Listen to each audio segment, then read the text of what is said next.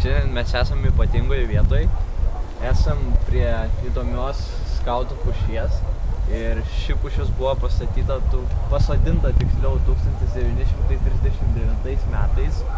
Ir tuo metu, kai čia medžius sodino įvairios jaunimo organizacijos ir Juliaus Janonio gimnazijos mokiniai, tai tiesiog skautai irgi sodino įvairius medžius ir pasodino šią pušį. Ir ši pušis iš kitų pušų būtent išsiskiria tuom, kad jos kamienas yra labai storas. Ir čia prieš kažkiek laiko irgi buvo prikalta lentelė, kuri žymėjo, kad šią pušį pasodino 1939 metais Vilko skautų draugovė, bet kai kurie žmonės vis tiek tokių dalykų neįvertina ir nuplėšia tą lentelę.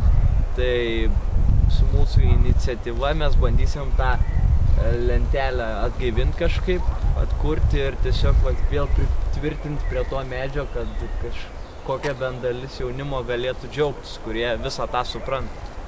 Tai va, toks medis iš tikrųjų. Ačiū, kad žiūrit.